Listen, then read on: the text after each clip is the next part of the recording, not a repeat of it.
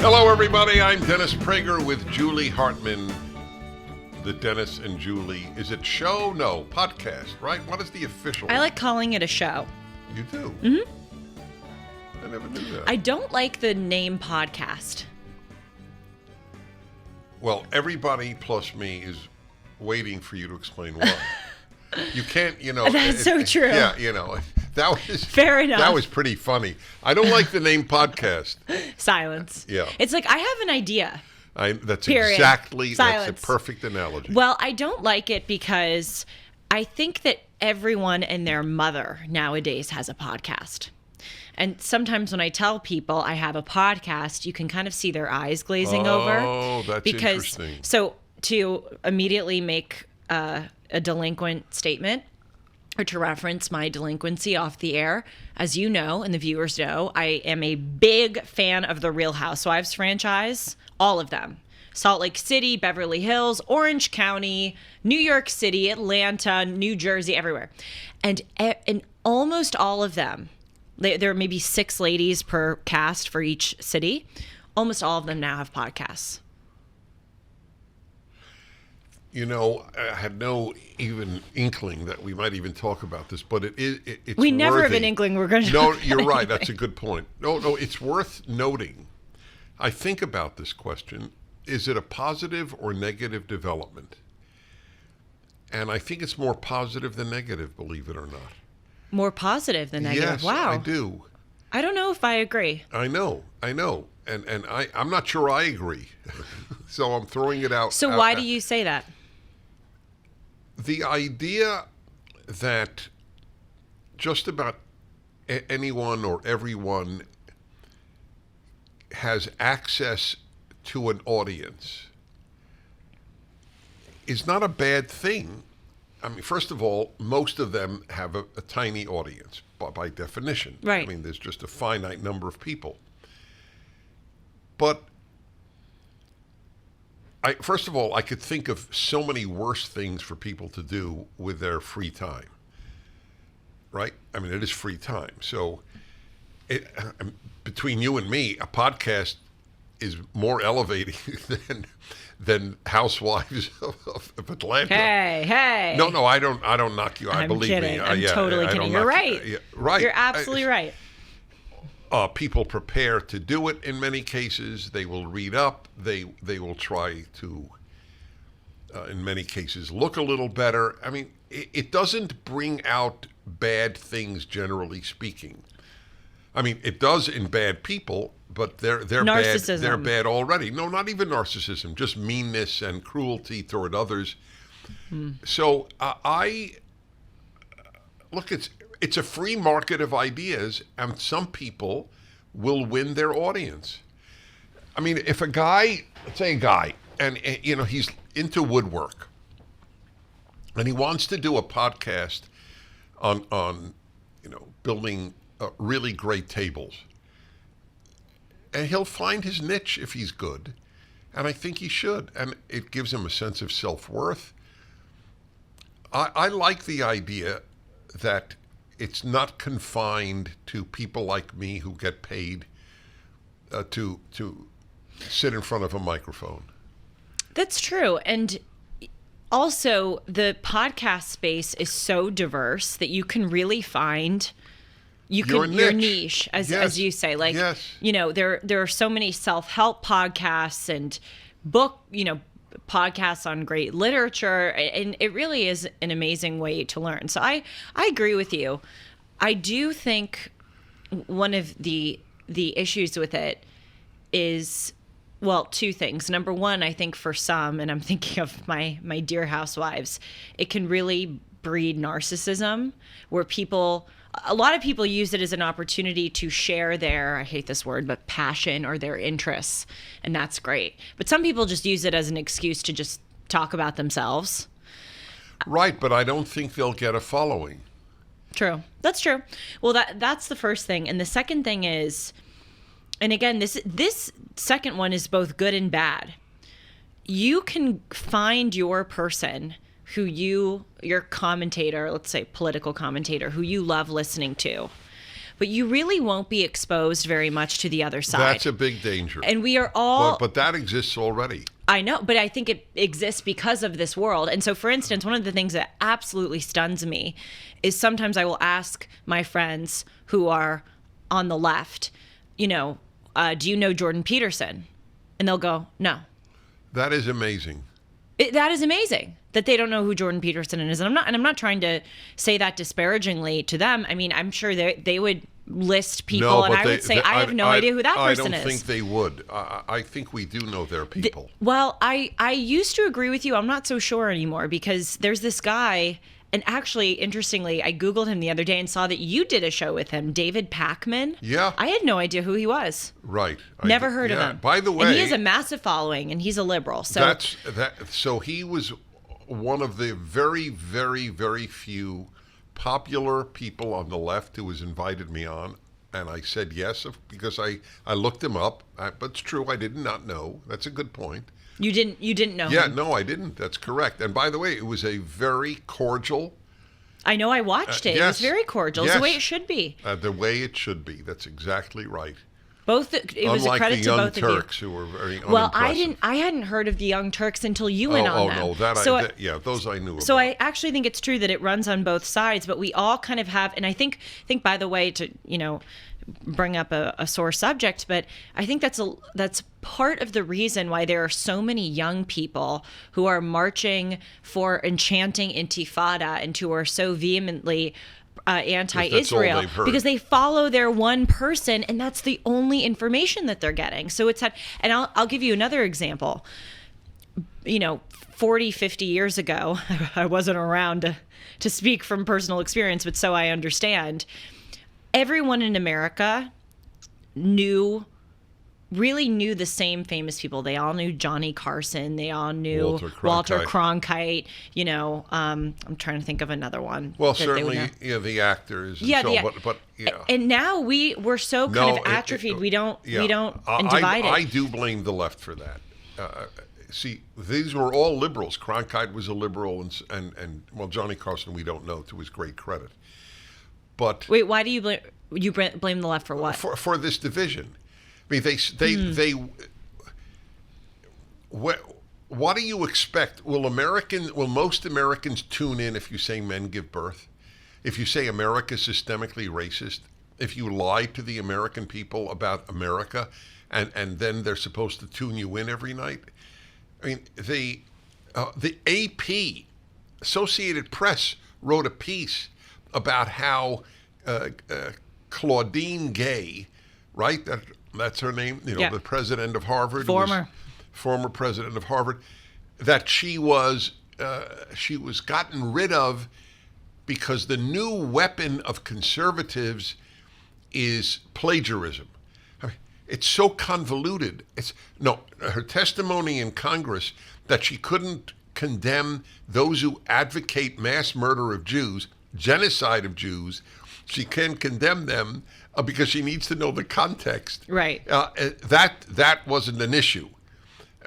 And by the way, since when is plagiarism not an issue? Right. I've written 10 books and literally 1,000 articles. They're all on the internet. I am so careful to give attribution, not just because of legal matters. It's the moral thing to do. As you say, the Talmud says that yes, when you cite a source, you give righteousness to the world. Yes, that's right. I hear you on the present division and look, obviously both sides vilify each other, but I think the left especially is so. I mean, look. On left-wing college campuses, they shout down and try to cancel conservative speakers.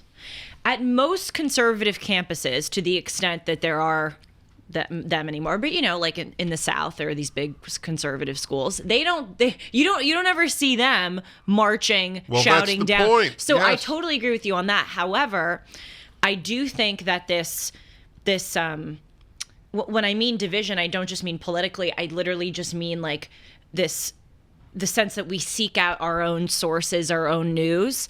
I don't think that is the fault of either political side. I think it really is that largely because of this new media space that we're in, where you no longer tune in and you have 5 channels on the TV. You can go to anybody you want and they can be spewing whatever misinformation they spew, and there's no accountability. Before Instagram and Twitter and all these social media platforms and YouTube and Rumble and whatever the heck else is out there, you had only a few news stations, ABC, NBC, et cetera, and they had to get it right because the American people were relying on them for their news, and there was a bigger penalty if they didn't get it right. But now it's just, you have millions and millions of people who are in this space, and the standards are not as high. Well, they own the media. I mean, the left, you mean? Yes, they do. Well, of course. Of course. So a person listening to NPR thinks that he knows or she knows what's happening in the world. That's what's ironic. Oh, I totally agree with you there. But again, I think a lot of this has been fueled by the media space. But yes, I agree that, these channels are despicable. Anyway, I do want to get back though, just for a moment. So you do agree with me, having heard my arguments. Yeah, I do. That, you're right. A lot of people having a podcast is not a bad thing. The most convincing thing you said was that it's a better use of time than many other things. Well, that's right. That is it. That's not a little thing. No, not at all. And it makes you start to think more seriously. So here's the interesting thing. Let's say somebody has 300 viewers on a podcast. Right. So what? This is a great question in life generally. So let's say you have regularly 300 viewers. Yeah. That's considered very low. Right. Correct? Yeah. Right. So I have 2 interesting questions about that. Let us say I invited you, Julie. Okay, forget the podcaster. You, Julie. I said, Julie, 300 people are going to show up for a speech of yours. You would not think that's a little thing. Absolutely. Isn't that interesting? It is. And why is it any different? I totally think about that with my own show. If I see 500 people watched, it seems very low. But then when you told me that, I went, oh my gosh, 500 people. And it's 500 people took time out of their day to sit and watch me. Yes. I do think it's a little different though, because I don't quite know how views work on YouTube. I think sometimes it's like if you click on the video and you watch it for a minimum amount of seconds, then it counts as a view. So I think it's not always clear if all 500 are watching you. That is a very Whereas fair if question. 500 people show up to your speech, speech, for the whole speech, unless they start walking to the exit, they're there. That's right. No, that's fair. So I don't know the answer to that. That's a very fair point. Is it 2-minute?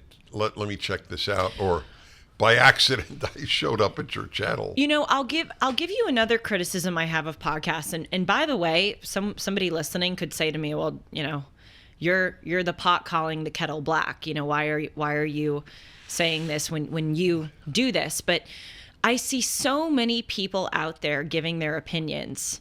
Like I was on there was some actress.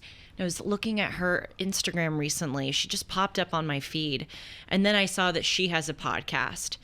And then I listened to, it really piqued my curiosity. I listened to it and then I looked at some of her summaries.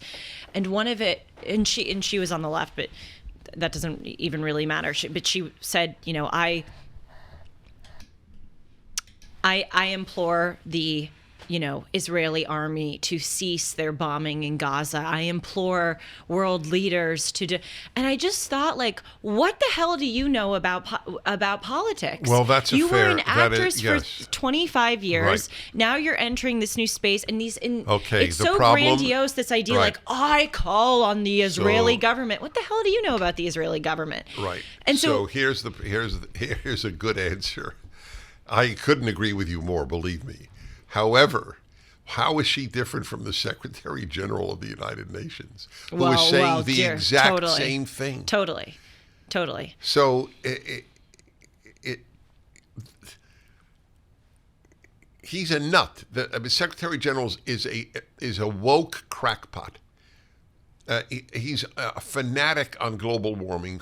He would starve the third world rather than have them use fossil fuels. And the UN is always, voting Israel as like That's the right. worst country on the face of planet Earth. Right. But Israel has been condemned but more then than any country in UN history. Iran is the Right. country head of like the ethics committee in the UN. Yes, Iran? human rights. Yeah. Are you kidding? Right. Or the women's.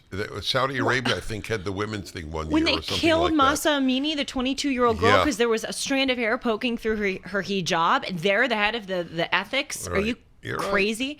But I just want to say quickly, because I can understand some people listening are like, well, Julie isn't, you have a podcast where you give your opinions on political and non-political things.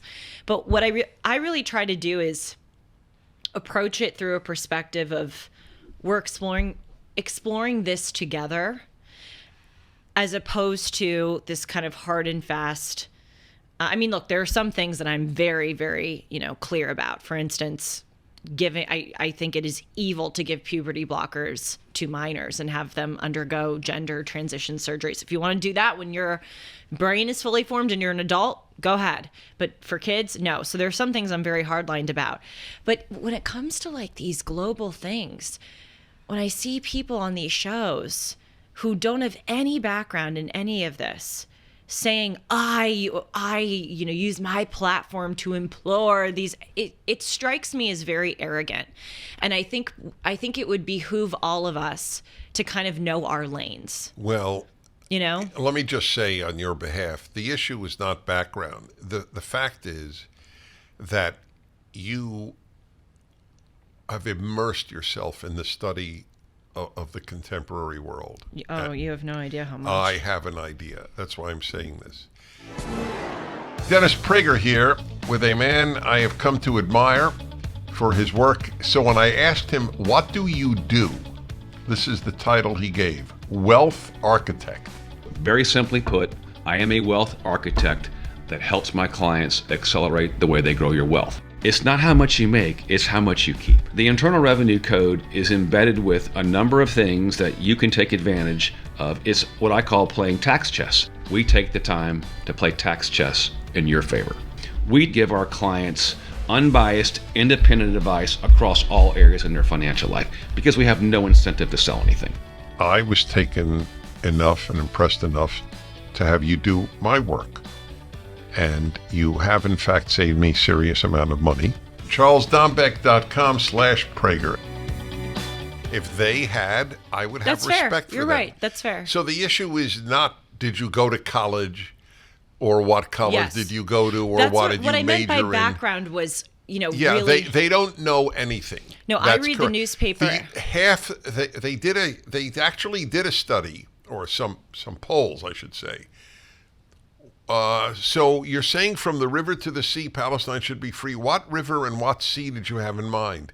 Oh, I know. Most of them have no idea what river or what sea. That's right. It's horrible. It's horrible. Yes. No, I mean, I read 3 newspapers cover to cover every morning. I read like 2 books a week. I watch, I'm really, I really. Right. So you're right about that. And it is what it is.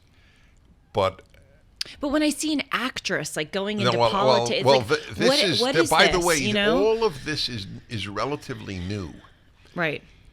For my parents' generation, and even for me as a kid, which would be my parents' generation, actors almost never spoke out on politics. Yes, and that's because they believed their role in life was to be an actor. To bring joy to people and meaning. Yes. You'll love my theory. This I don't think you've ever heard. I have heard it. You've told it on D&J. Say it. That many actors and actresses, the political ones, don't view their job as having enough consequence, and that's why they speak on political things. Do you remember? This is meant seriously. Do you remember everything that I say? And I don't mean just me. That anyone says to you. If it makes an impression on me, if I think it's a good idea, yes. Oh, good answer. You know, I've been finding lately, especially because I read an insane amount, I'm finding that I'm forgetting things that are superfluous. Like my friends are saying to me recently that I'm recounting stories to them again, which, by the way, you do.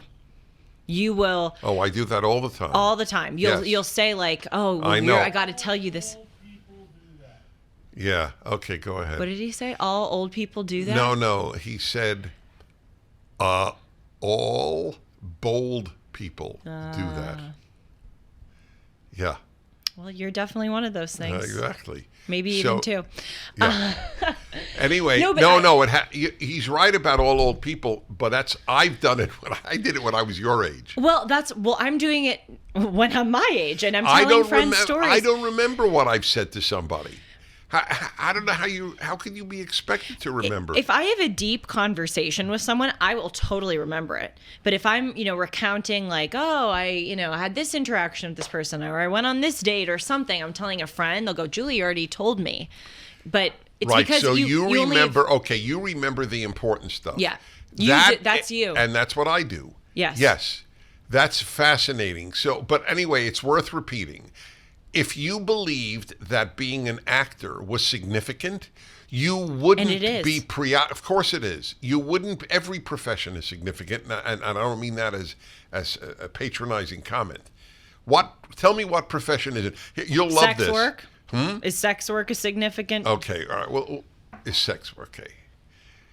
Okay. You said every profession. Yes, all right. I think every legal profession. Is selling weed?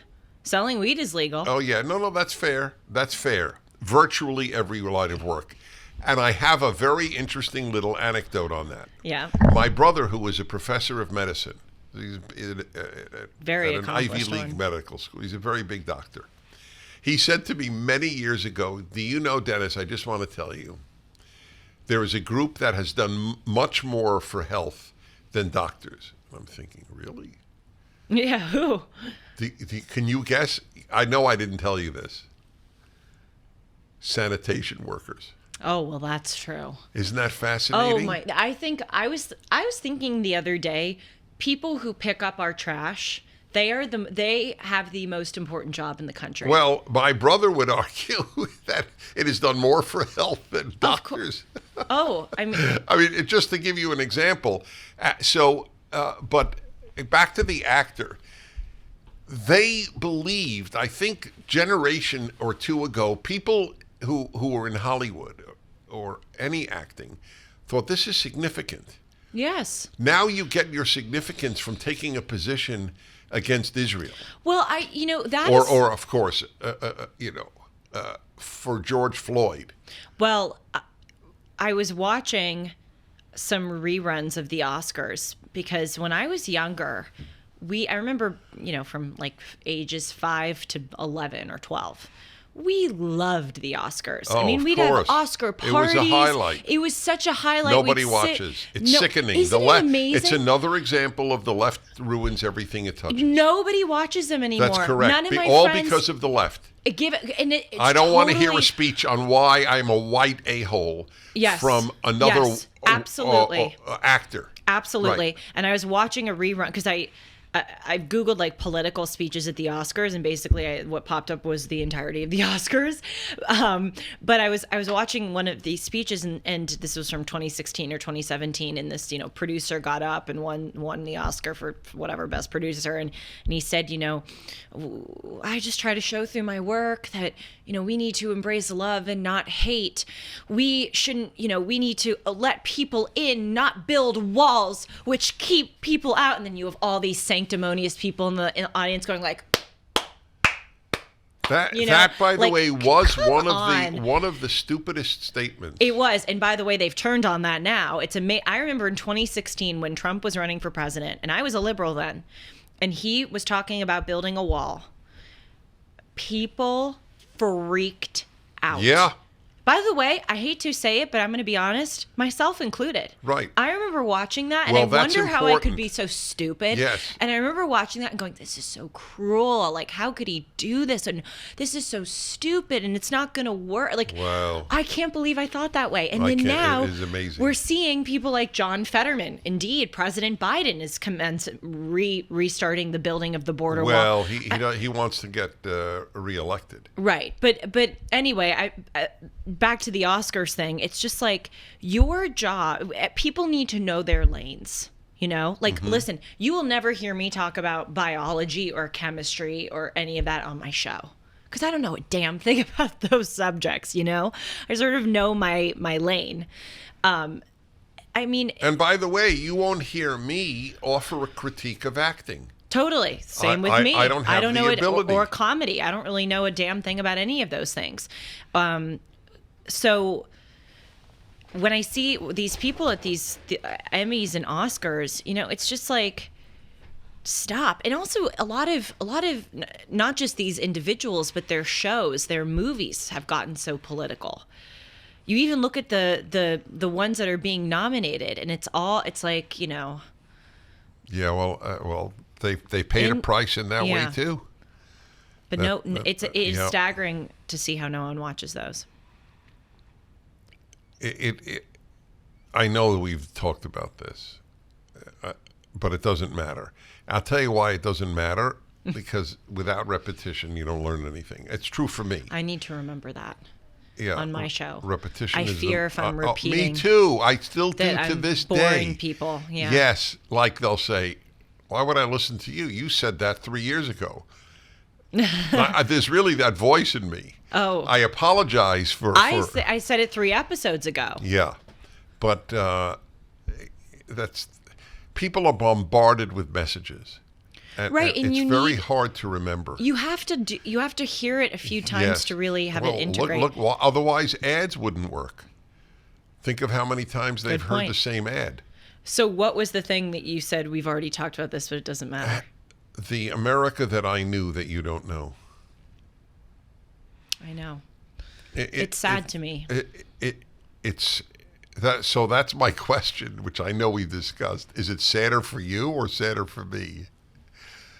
Is it sadder for the one who knew it? I think I used to say it was sadder for you, but not to throw a pity party. I count myself as one of the most privileged people on No, earth. it's not a pity party. But It's a fascinating I think it's question. sorry because I've actually, even through my life, I used to know a different America. Yes, it's And so I feel fast. like with each so year, you can only imagine. I know. And But- by the way, I can say this. I knew it my whole life. I knew how terrific this country was. Well, you know, so I have a group text with some friends from college, and you know I have great college friends. You've met many of them, which is very, very touching to me that you were able to do that, and you've been so kind to them. Thank you. But I have several different group texts with various friends, and one of them, there's maybe 6 or 7 of us.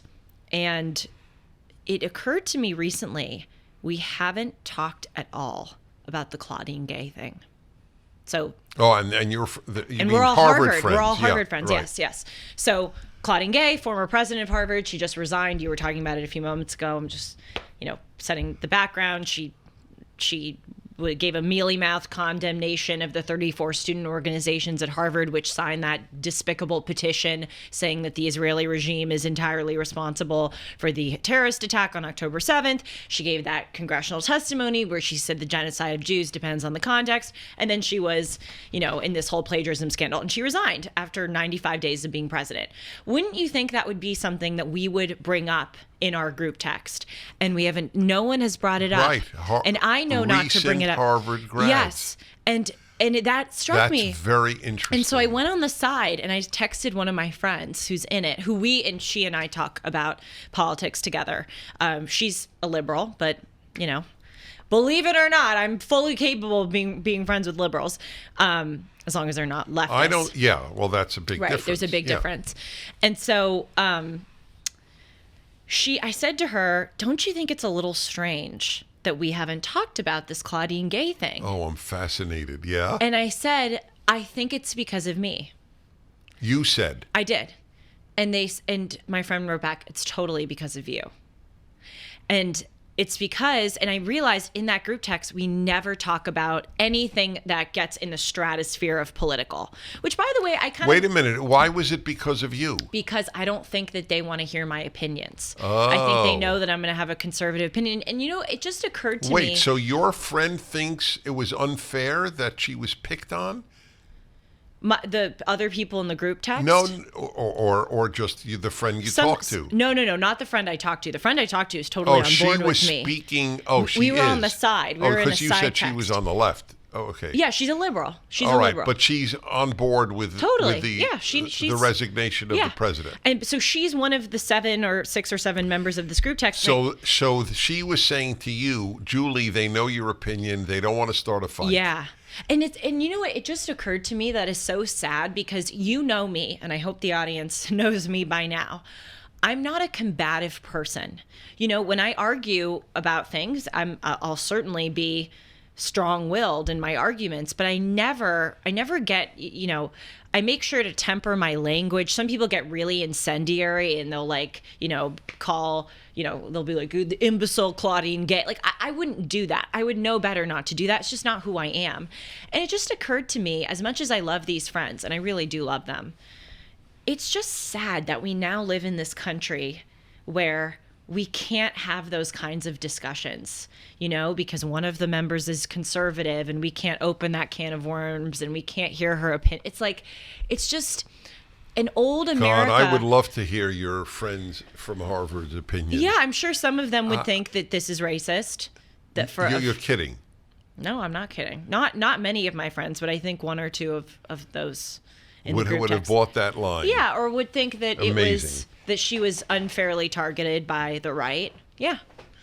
But by the way, even if they think that, I would love to engage in a discussion with them, and I would view it as. But we view political disagreements So to as. give you an idea of how different the worlds of perception of the left and right are, the right. Well, let's start with the left. The left believes she was fired or asked to resign because she's black. Yes. The right believes she was hired in the first place because she's black. Yes.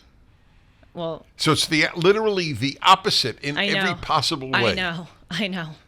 But it's just, I never understood. If I were sitting across from a communist, I would want to talk with them. And I would be, and I may very strongly disagree with them, but I certainly wouldn't get disagreeable. I can't think of a group, virtually any group that invited me to speak, I would speak to. Because my answer would be, if they're willing to hear me, I need to speak. I would talk to a Nazi. That's what I think. If I would talk to a member of Hamas. I would talk to anybody. Yes. Anybody. Right. So it's always somewhat of a farce. So-and-so spoke in front of this group, and it proves that they agree with the group. That's not true. And what do you mean? Oh, no, they will do that. A politician, 5 years ago, he spoke to a states' rights group. So he's clearly a racist. That's very common. Oh, interesting. Whom did you speak to? So you can't lament that we don't speak to our political foes if we speak to our allies and then get lambasted for it. See, so I've been really lucky. I have guests frequently on Timeless, and I've been really lucky that most of the guests who I've reached out to have said yes, but a few have said no. Very small number. I've actually been surprised how most people are very willing. I'm very grateful. But there was a show I did on cemeteries, like interesting cemeteries around the country, including Forest Lawn, which is a stone's throw from here, amazing cemetery, and burial practices in the United States. Because as you know, half of my show is non-political. I like talking about anything in life. So I did this show, and there was a book that I read that was so good and interesting talking about burial practices in cemeteries. And so I reached out to the author and I said, would you be willing to come on this show? Loved your book. I think a lot of people would find it to be interesting. And he very politely declined. And that really interested me. Like, why I wasn't offended, but I just kind of wanted to understand. And I think it's because I do some political commentary, and he would be seen, even if he was just coming on my show to talk solely about his cemetery book, we would never bring up, right versus left stuff. I think he kind of viewed it as he would be seen as endorsing, which is that's so their sad. thing. That's not it's so sad. Our team doesn't think if a conservative goes on a left-wing show, it's a bad reflection. No. Yeah, it's a crazy. No, that's a really important distinction to be made. When I went on, you just mentioned the David Pakman show. Yep. If a conservative even knew it, it would have been a positive. Oh, good for Prager. Well done. We need conservatives to speak to that audience. Right. Their guy comes on you, like this guy here. Oh, you've been tainted. Yes. You caught the bigot virus. The bigot virus. That's exactly right. Well, there was a professor at Harvard many years ago. Alan could clue you in more on the details. Who? Alan, you said? Alan Estrin. Oh, sorry. I Yes. couldn't hear you. Yeah. MyPillow is excited to bring you their biggest bedding sale ever. Get the Giza Dream bed sheets for as low as $29.98, a set of pillowcases for only $9.98. Rejuvenate your bed with a MyPillow mattress topper for as low as $99.99. They also have blankets in a variety of sizes, colors, and styles. They even have blankets for your pets. Get duvets, quilts, down comforters, body pillows, bolster pillows, and so much more, all with the biggest discounts ever. They're also extending their money-back guarantee until March 1st, 2024, making them great gifts for your friends, your family, and everyone you know. So go to MyPillow.com and use the promo code Hartman or call 1-800-566-6745, and you'll get big discounts on all MyPillow bedding products, including the Giza Dream bed sheets for as low as $29.98. And get all your shopping done now while quantities last. So, I rarely invite people who write books on happiness because I'm sort of a happiness expert. I claim that. And I've written a book on it, and I read much on it, and I talk about it for 25 years every week on my happiness hour. So I don't generally invite people who write books on happiness because what am I going to ask them? Where do we differ? And if we feel the same, it's not going to be very enlightening. But there was a Harvard professor who wrote a book on happiness that I was intrigued by. Mm-hmm. And so Alan, who does all the inviting, invites him. And he gets back to us and says, no, I looked it up on the internet, and I'm not going to go on a right-wing show, something to that effect. You're talking about happiness. I know, happiness. And to give you an idea, he would have sold more books coming on my show than he probably did before he was on my show. Many authors have told me that mine was one of the two most successful shows of selling books that they've ever been on. Shows you they really do think that we're Nazis. That's right. They really do. Yeah. But then look at Yes. This is the thing. I've talked about this so many times. The double think. You think conservatives are Nazis with scant evidence. But then we have these people literally chanting for the eradication of the Jewish state. And it's like, oh, whatever. That's right. That's totally fine. That's correct. So, totally pivoting, like the Friends scene. Did you ever watch Friends? Pivot! Pivot! I don't know the pivot line. Oh, okay. It's pretty famous. It's like, what? Sean is laughing. That Dennis would ever watch Friends? But Please, watches Friends. everybody watches Friends. Can you name one Friends character? Yes, Charles.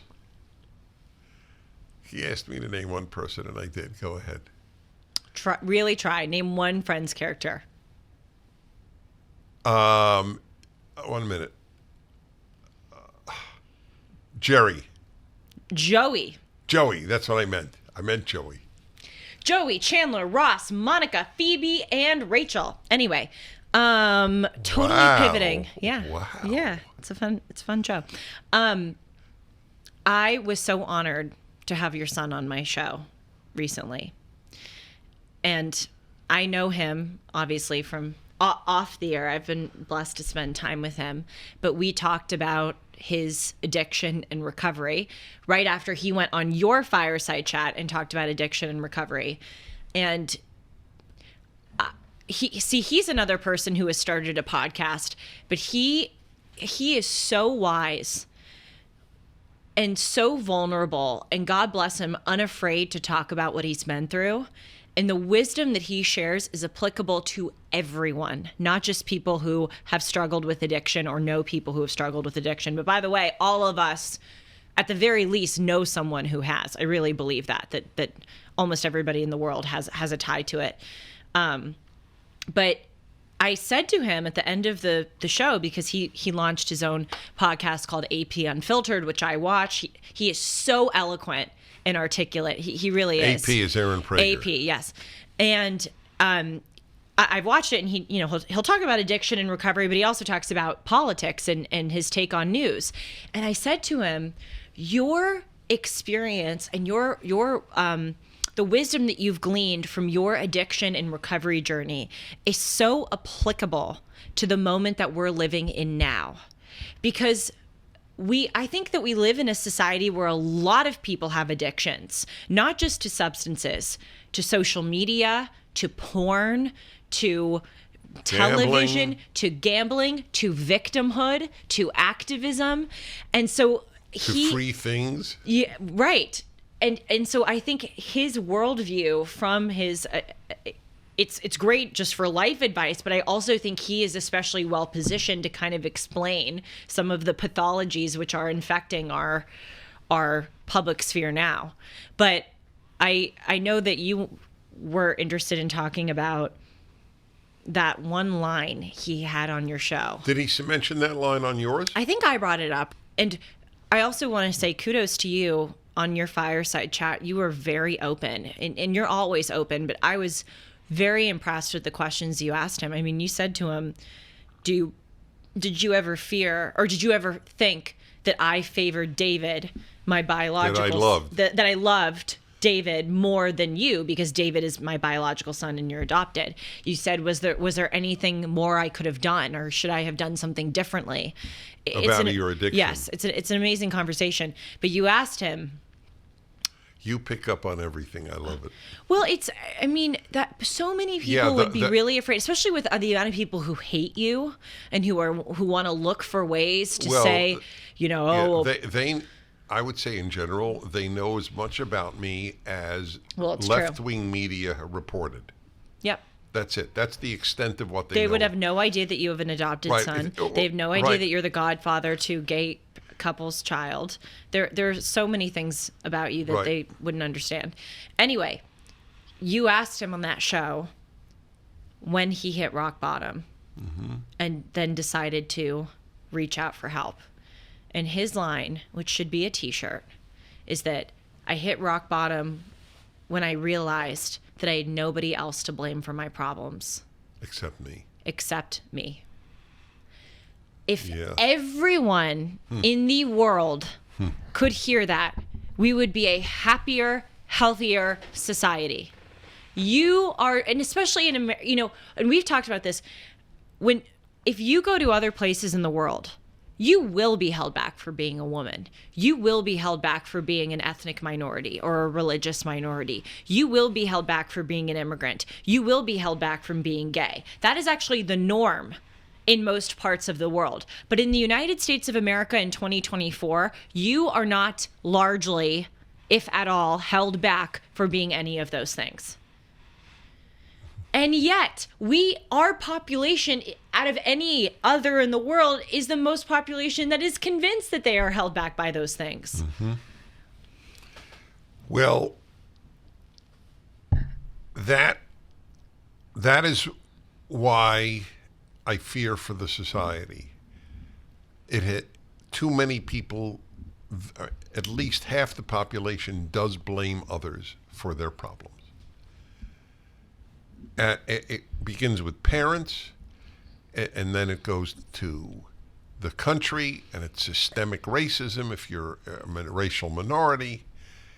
It's capitalism. I mean, there's always something to blame other than you. Climate change, homophobia. Oh, all of the Racism. phobias. Yeah, all of them. It was such a powerful answer. I mean, even I didn't expect it. I knew that he has adopted that attitude, Right. but I didn't know that he associated that with his turnaround. In other words, he could not stop being an addict till he stopped blaming others for his problems and started blaming himself. That's what everyone needs to hear. And you None of you can get a healthier, happier, or a better human being unless you reach that point. Stop blaming others for your problems. And he's also consistent because we were talking about when he was younger, and I said on the show, I feel comfortable asking you really personal questions because A, I'm honored to know and love your family so well, and I know that you guys are open people, and B, I watch the Fireside Chat and I know that you guys are comfortable going there. But I said, like, did your parents have any sense of how bad your addiction was? And did they ever try to step in and intervene? And he said, honestly, Julie, I don't remember. And he said, even if they tried to, there was nothing that they could do. Right. And that's what he said. He said, like for people, because, I have people in my life close to me who've struggled with addiction, and it's so hard to look at them and know that they're struggling and go, what the heck can I do?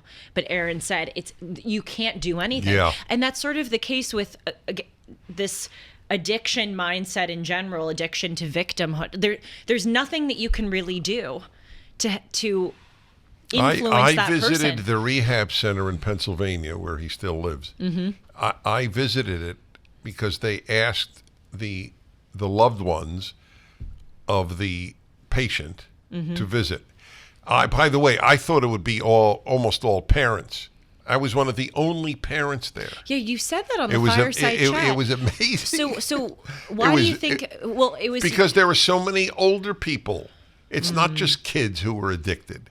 Right. It's vast numbers of adults.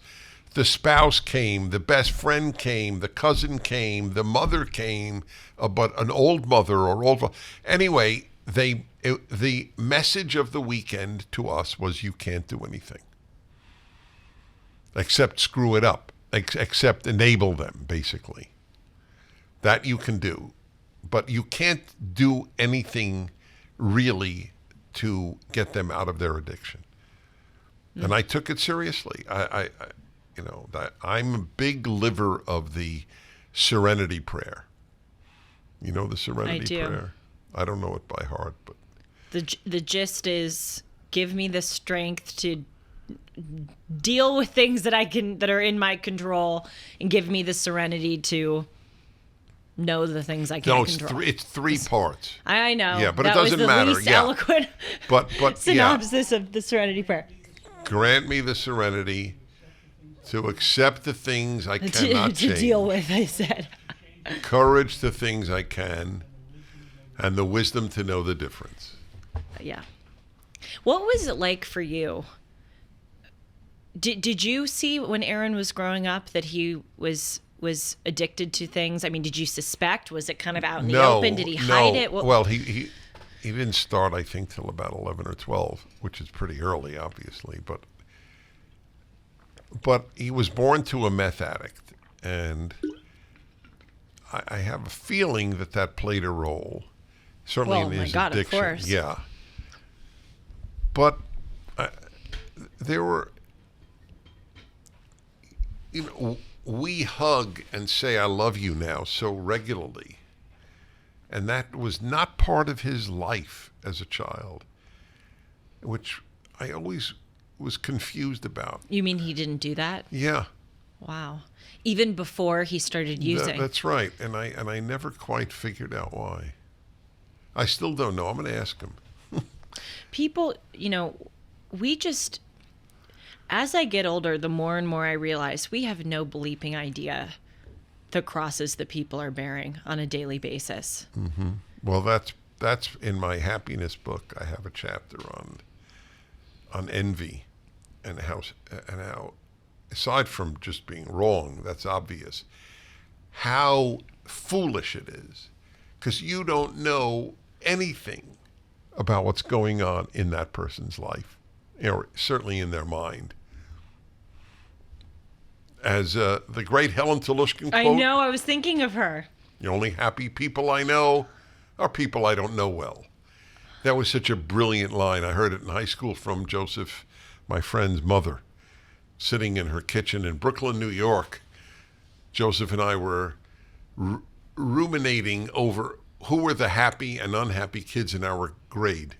And then she closed the refrigerator door and said, "Boys, the only happy people I know are people I don't know well." and that was so intelligent. It is a very What intelligent do line. you know? It's true. Did you live every day in fear and in torment when you knew that Aaron? I mean, so can you just help me understand, like, when did you kind of realize that there was a problem? And Well, I realized there were problems with him, but I didn't know their genesis. It was clear there were problems. You mean addiction problems? He wouldn't go, no, problems. There were just problems that they may have emanated from addiction. I did not know. But there were problems. I mean, he couldn't go to a regular school. We sent him to a special school. And, at a woman's home with other kids who, just couldn't make it in a regular school. May I ask why couldn't he make it in a regular school? He wouldn't, he would act out, and he wouldn't do the work. I mean, I didn't care if he got good grades. Grades never meant anything to me, but it was not feasible. So I knew at a very early age, but I didn't put addiction together with the problems. When did you realize or find out that he was an addict? It's a very good question, and I don't know the answer. I'll ask him. He doesn't remember. When you asked him, when did your dad find out? Yeah. I asked, like, how did this all kind of unfold, and did they ever intervene? And he says, I don't remember. Yeah. It's interesting how you block out. Well, it's parts not of just yes. I think that's part of it. Remember, I had not had this in my childhood. I had not had an addict in my life. Right. So I didn't know the telltale signs.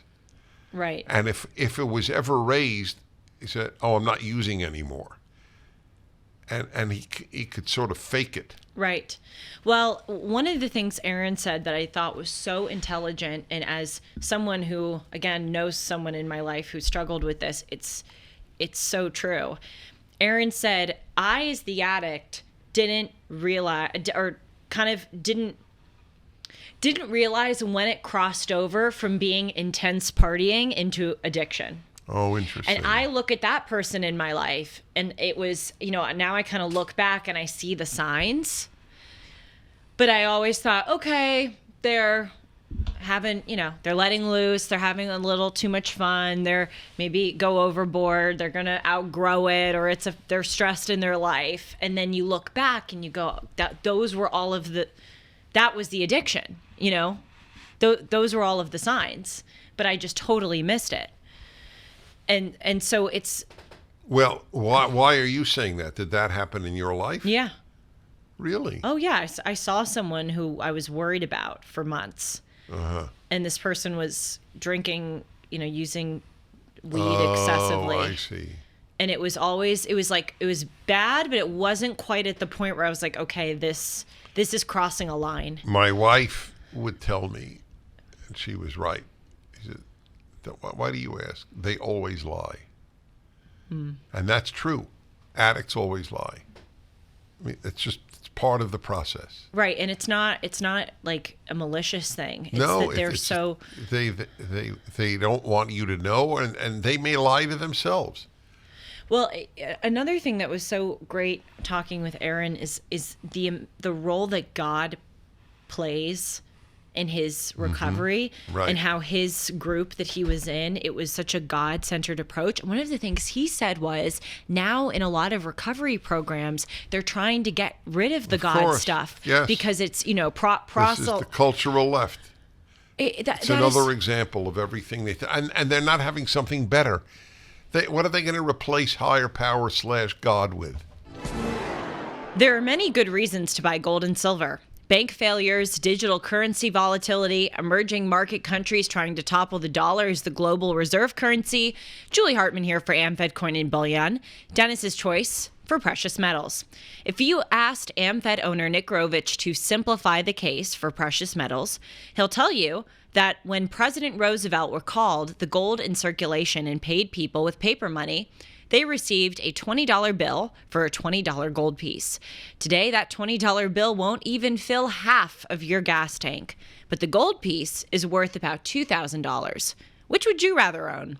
Now let's simplify the reasons to use AmFed Coin and Bullion. Nick's been in the industry for over 42 years, and he's proud of providing transparency and fair pricing to build trusted relationships. If you're interested in buying or selling, call Nick and his team at AmFed Coin and Bullion, 1-800-221-7694, AmericanFederal.com, AmericanFederal.com. And Aaron calls God good, orderly direction. That is so true. That is exactly what God is. Mm-hmm. God is good, orderly direction. Yeah. All of us follow things. The question is, what are you following? That's what people don't realize. They think that they can just kind of like go through life and judge situations and circumstances based on, their own will, but they don't realize that they are following an ideology, I do know. So how was it being with him? Oh gosh, Dennis, he's so great. I mean, he's so warm, and I'm not just saying this to you because he's your son. He's a very, very special person. Very warm, very vulnerable, very, very articulate. He's brilliant, and it kind of confirms my theory that I think the people who struggle with this the most are intensely brilliant people. Really? Yes, and I think intensely brilliant people are sort of unable to be very happy in life. That's interesting. Sean says he thinks he recalls the moment Aaron said he knew he had a problem. I was at his doorstep. No, that was when he said that he made a call to Dennis. He didn't even remember it. And the next thing he knew was that you were at his doorstep taking him to the airport to go get. That's correct. Yeah, but that's not when he knew he had a problem. That's when he hit bottom and knew he had to get better. When I got that call, it was a great day in my life. Do you remember that call? Oh, I remember. What was it? What was it? What did he say? He said, "Dad, I need help. And help me. I need to go to rehab," or something to that effect. I canceled everything that day. Went immediately. I got him a ticket, obviously, to Pennsylvania, where I knew of a rehab, thanks to my wonderful friends at the Chabad movement in Jewish life. It was not a Jewish rehab, but they had connections there. So, do you want to hear? It shows you the little quirks that change a life. Mm-hmm. So he shows up, and there were two divisions, under 21 and over 21, or 22. I don't remember what it was. And he was put in, let me see, if he was, so he's 31, right? 31. You wouldn't know. 31. He is 31, yes. Okay. He's 31, and he's sober 70. So he was 20, so 24. Wow, he was my age. Well, wait, yeah. So that is, I guess it was 25. I think that the division was under 25 and over 25. So he shows up at the place, and they see he pulls out a cigarette. So there's no smoking unless you're in the older division. You can't smoke in the younger division. That's so stupid. So it's beyond stupid. Of course it is. If that is the thing that's helping them to not go to... thank you. Thank you. Okay, it drives me crazy. We can't wave a magic wand and live in a perfect world. These people are withdrawing. Julie, these people saved his life, and yet I have such contempt for that idiocy. I knew from the beginning of the war on quote-unquote tobacco that there was something sick about the movement. I knew. I wrote about it in my journal, the publication I used to send out called Ultimate Issues. Right. Anyway, so he said, I'm leaving if I can't smoke. And a dear rabbi friend who became a dear friend, a Chabad rabbi who works with this rehab center, he has a lot of the students come to his home for Shabbat dinner, interestingly. Anyway, he told them, then put him in the older group. You're going to kill him over damn cigarettes. Totally. That's crazy. Yes, correct. Crazy. Okay, so did he get in the older group? Yes. And by the way, why is it older versus younger? Like, I how know. does that make any sense? If you're going to ban it. But why are you? That's right. So weird. It's totally. The ability to become a fanatic is like unlimited in the human condition. Well, and tobacco is one of them. Sort of what you're saying about podcasts, like it's a better use of their time than a lot of other things. Having a damn cigarette is maybe not perfect, but right. If it's keeping them from the needle, who the hell cares? Right, exactly. Or from alcohol. So they allowed him in the older group, and the rest is wonderful. I'll just tell one story because parents have to have courage to be tough. Tough love is as it's called, is really essential. And here's an example of where I just exercised it. So I would fly cross country to visit him. I love the guy. I mean, I always loved him. He's your son. Yes, right, exact. Pretty much that does it. Yeah. So I show up and he's seeing a therapist, which is perfectly appropriate. And we sit at the therapist, and the whole time he basically yells at me about my flaws as a father, and et cetera, et cetera. So I just looked at him in front of the therapist and said, this was the second visit. He'd done 2 visits now. So Aaron, I just need you to know, I'm not coming back. I am not flying across the country for you to crap on me. Bye. And you got up and left? Yeah. And you flew home? And I flew home. Wow. What did he do? Stop crapping on me. That's what he did. That is a massively important story. It's painful to tell, but I have to tell it. But that's yes. So it's important. So right, Sean is noting that he noted to you, and as he notes often, I never gave up on him. That wasn't giving up on him. Giving up on him was to show up and let him be bad. That's the irony. That wasn't giving up on him saying, I'm not visiting. It means I didn't say I'm not talking to you. Right. I didn't fly across the country to be yelled at. Yes, that's right. Exactly. Yes. And by the way, yelled at inappropriately. Right. I'm not the villain here, which is his point now. Yes, he admits by that the now, way, yes. I did not know what he would answer me. I did not know when I asked him on my fireside chat. When I said, could I have done anything differently as a father in terms of your addiction?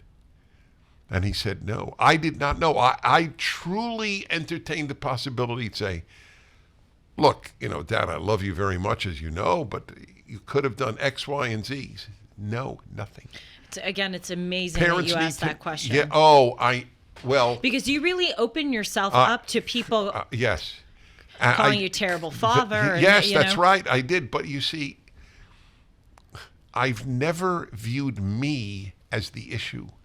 I've always viewed my values as the issue. I am a vehicle for hopefully good values. And I've never viewed myself as anything other than that. Mm-hmm. It's what the arrogance of all these people who they are the center of their. I'm not the center of my world. What I believe in is the center of my world. I know that to be true. Well, thank you. I know you know that to be true, but that I would open myself up. Oh, it was very like that is proof. Yes. No, that was a big risk. That was a very big risk. Wow. You know, one of the things that you've talked about, perhaps on this show, but certainly elsewhere with Aaron's addiction, is that you never let it ruin your life. Yeah. And that is amazing to me. And I know that it doesn't come from a place of callousness. I know that you are, Oh, I would go to bed Deeply every night leaving my phone on. Right. Maybe he'll call me at 2 a.m. But how did you not let it ruin your life? Well, when I tell parents, you cannot adopt this notion of you can't be happier than your least happy child. You are allowing your child to hold your life hostage, your happiness hostage. And I refuse to do that. So how, and I think it's easier for men than women. Yes. I admit totally. that. We can compartmentalize better than you can. Right. No, it's true. That's why I said if men got women's brains, I think they'd shoot themselves. Well, trust me, you would. I envy your brain for so many reasons. That's correct. But, I think we live in a world now, and especially in, affluent parts of the country, where parents literally, like, they view their kids as themselves. As extensions of themselves. Yes. Or right, quite yes. literally themselves. Yes. Like, if they fail, then it's shame on me. That's right. If they succeed, it's glory to me. That's correct. And oh God, I can't even tell you how many times I've seen this. Parents are so afraid of letting their kids fail, and it's not so much, and obviously for their sake. It's for the parents. That's right. It's about the parents. It's not, oh, I love you so much that I don't want you to fail. I don't want you to experience any pain. It's, I don't want to seem to my, surrounding community like I'm a bad, I failed. Here's They view kids as commodities. Here, I'll open up again. So my parents had two sons. Every Prager was two sons. I have two sons. My parents had two sons. My son has two sons. My wife has two sons. It'll be very interesting to see if Aaron has two sons. That right. would kick it over the edge. Right. Yeah. So my parents were preoccupied with each other. Mm-hmm. They showed very little attention to me. They paid more attention to my older brother because he was the firstborn, so it was, just inevitable, and also because he was a tremendous pride provider. He was the best at everything. Valedictorian, captain of the basketball team, editor of the school newspaper, got into Columbia. He was just. He was a Nachas machine. He was yes, which is what he called himself. I know. Yes. Okay, Nachas is a Jewish term for pride and joy. Anyway, to give you a great example of how much of life is ironic, because it could be a blessing and a curse. So for most kids, you would think it's a curse.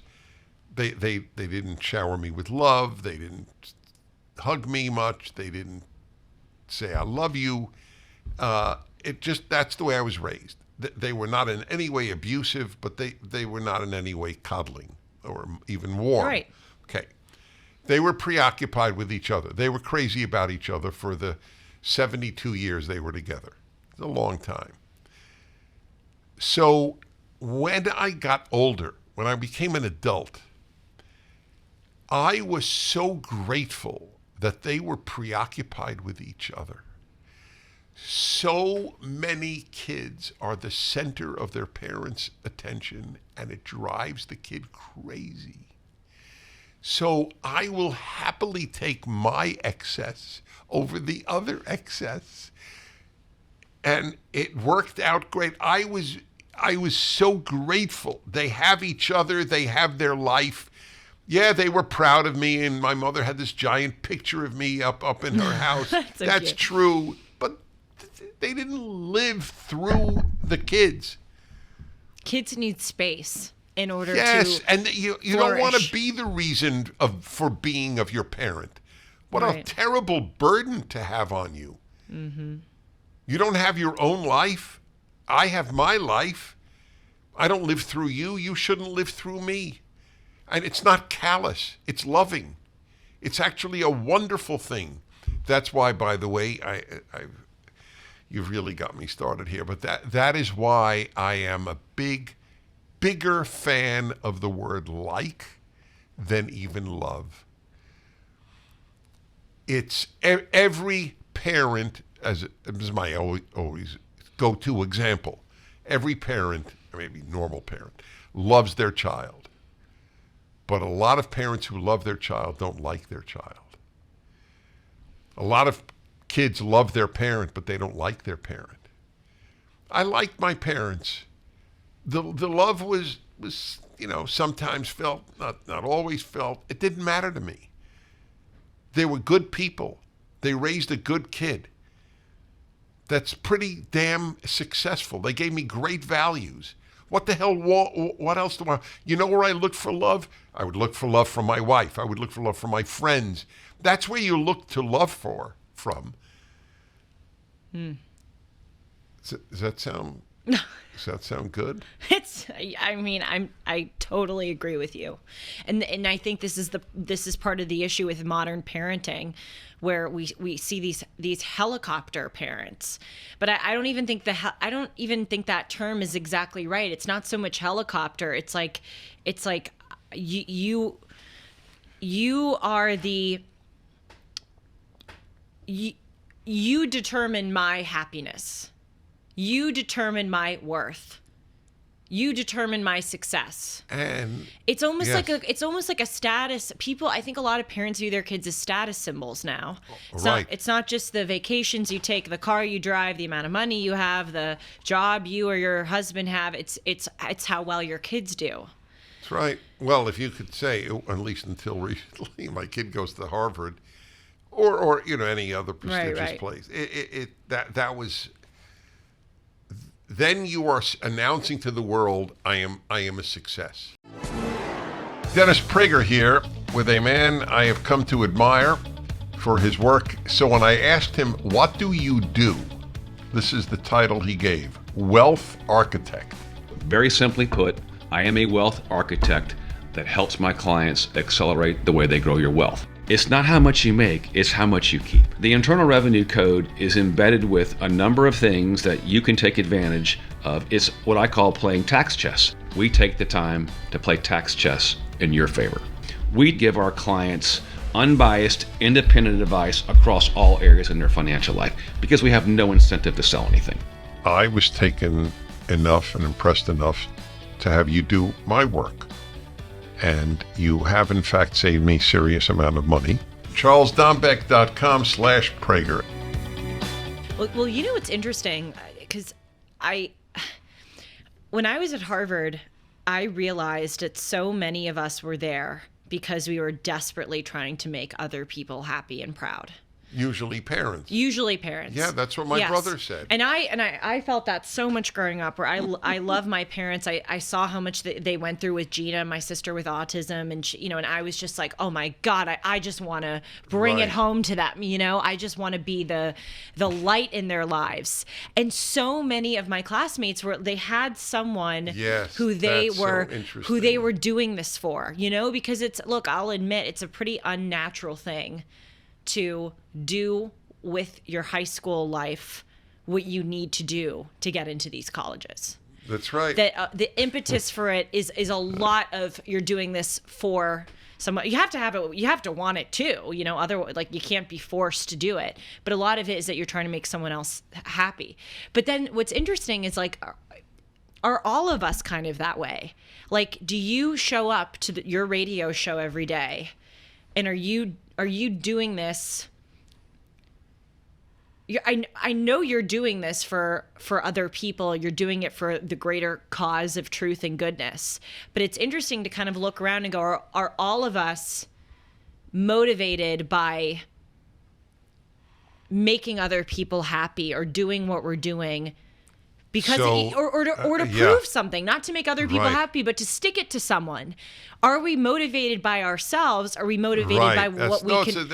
These are terrific questions. I can speak for me, and I have a quirky life in this way. I admit it. I started in high school not living to make my parents proud. In other words, not to make them ashamed. Right. No. In other words, I lived to make my parents ashamed. No. It's very important. But I didn't do X, Y, or Z to bring them glory or joy or whatever. Right. And it was so liberating. And they basically they let me do that. They weren't bugging me. They did. They stopped when I was 14, and I became happy at 14. As soon as they stopped. I know you were going to go move to Idlewild or whatever the hell it was called. Yes, you're right. That was Kennedy Is that Airport. what is Idlewild? Idlewild. That was so weird. Stuff like that is so interesting to me. Like, what? Idlewild? Yeah, I don't know how it got that name. Kennedy's a better name. Yeah. So anyway, go on. No, it was a very liberating thing that and I give them credit, because once they decided that they weren't going to hound me. By the way, in talking about the hounding and so on, my theory on helicopter parenting is what you said, but I have another theory. Parents' preoccupation is they want to be loved by their child. If I show up at every one of your games, you will love me more. And I want you to know how much I love you, but it's not a purely selfless love. It's a love to be loved. I was on my high school basketball team. I have no talent, but I was the tallest kid in the school, so I was on the team. And I didn't want my parents to come to the games. I felt that I was a man if they didn't come. I felt I was a boy. If mommy is in the audience, I'm a boy. I know you said that. That's very interesting. Yes, I really felt that. So did Alan Estrin. And we're two masculine guys. Wow. We did not want to be our parents' kids. Well, so I've told you and the audience that I played sports my whole life. Swimming, soccer, water polo, was every weekend traveling to God knows where, California, to play 3 games on Saturday, sleep in some Holiday Inn, play 3 games on Sunday, drive. I mean, it was just like craziness. And so across those 3 sports, I saw so many parents. And I was always, when I was so young, thank God my parents were never like this, I would see parents of kids on my team and kids on the opposing team pulling up their chair to the edge of the pool, watching everything, screaming to the point where you could see their veins coming out. Drive to the goal, hit the ref. I mean, just screaming at other kids. And then screaming at each other. And screaming at refs. And I literally... In baseball games. I literally wanted to, go get a Michael Lewis book and just hand out book, find something else in life that brings you meaning. This is weird. Right. This is creepy. Yes, this is sick. And trust me, your kids are going to hate you one day, because this is nutso land. I really would like to know. I got to do this on my radio. This is why the radio show is invaluable in my life, because I get feedback. I would like to know from anyone over 30. Yeah. How, looking back, was it, if your parents didn't go to all your games, if they went to a quarter of your games, right, would you be any different? Well, my parents went to a lot of my games, but I actually at the end asked them to not the last few times. And did they and they exceed? they well, credit to them, kudos. Totally, they've always listened to me. Nobody asked this question. It's like, what, are you kidding? Every kid wants that. But I don't know if that's true. And I don't know if they should want that. Yes. I asked my parents to stop going because it was so much pressure. And thank God they were never the type of parents who would scream at me before, during, after the games. It was all the other parents took care of that. But it was so much pressure, and it was so not fun anymore. And whenever I would score a goal, I'd turn and look at them. Everyone would always say that because I so wanted to make them happy. Was it water polo? Yeah, water polo. I saw by the action of your arm. Yeah, I know. I knew what it was. Yeah. But you know what it was? Those parents were so effing awful that I didn't want my parents to see other parents screaming at me. Really? And it was it was absolutely humiliating. I remember being What in the were pool. other parents screaming at you? Oh, I'd make a mistake. I'd throw a pass. You mean the and he'd parents get of your intercepted. teammates? Totally. Totally. And I remember once, What a joke. I remember it was like the third game in Apple Valley, California. It was at 7:00 at night. Our first game was like 7:00 in the morning. It was blazing hot. I had a sunburn. I had to go study for my AP. It was effing miserable. And I remember being in the pool. You're so tired. People are clawing on you. And I remember I threw a pass and someone intercepted it. The coach threw the clipboard down. The other parents yelled, "Hartman, what did you just do?" And I will be honest, it was the first time I honestly contemplated physically harming someone. Who were you thinking of harming? I just wanted to go and just start punching people. I was just like, God. I am 15 years old. Go. I'm sorry. What do we do about that, Sean? I don't care. You'll bleep it. Do you understand how miserable? And you know what? And here's what I wanted to say to them. You don't think I don't know that I made a mistake? Trust me. What a great point. I know. I made a mistake. I made a mistake. I want to keep cursing, but I'm not going to do that because they know it's work on Sean. I feel like an idiot for throwing the pass. Right. It's enough to know that you messed up. I don't need you throwing the clipboard and yelling at me. My view is, hello, it's a high school water polo game. Totally. Why are you getting so exercised about Oh my this? gosh. I got to tell you, I hope I run into some of these people. No, there are parents who scream and curse at umpires in their kids' Little League games. Oh, I know. No, I think these parents need to be put in handcuffs and carted off to jail. That's right. I am really not kidding. Oh, I should do a whole show on this. You should. And you know what? This has gotten so much worse over the past 20 years. We should do a show on my radio show on this. Yes. This is very important for parents to hear. I don't have a lot of contempt for people. If I ever saw any of those parents. Scream. Yeah. Hartman! What did they say? I'm going to start repeating it. They call me Hartman and... What the bleep did you just do? Is that right? Like screaming and hitting their, knees and And you're 15. And then they're walking down the pool. Yes. But you know what? Here's the little like ending, the corker. The bow, the way to make this all better. Oh, it's not the corker. It was absolutely miserable. I will never have my kids do that ever. But I'm so glad I did it. I'm so glad I went through that because now when I make a mistake or I, humiliate at least I don't have a crowd of parents screaming at me. That is interesting. So you were sort of given an inoculation, a vaccination that worked. Yeah, and you have to learn how to tune people out. There are a lot of lessons. You got to go, okay, handle humiliation with dignity, tune them out, realize that they are, trashy people with no life and no, prospects for ever being anything but dumb sycophants. You just have to learn this stuff. All right, so we got to go. But next. Oh, you don't want to hear me go on and on about this anymore? I do actually, and you will because I am going to tell a story next time of my. Did I ever tell my basketball story at Madison Square Garden? Yeah, you're going to tell. You have to tell it now. You're not going to remember. Oh, I'll remember. All right, he wants me to tell it now. So does she. So, okay. So I was at a Jewish high school in Brooklyn, New York. In New York, there are so many Jews that you could be in a whole all-Jewish school. They had an all-Jewish league.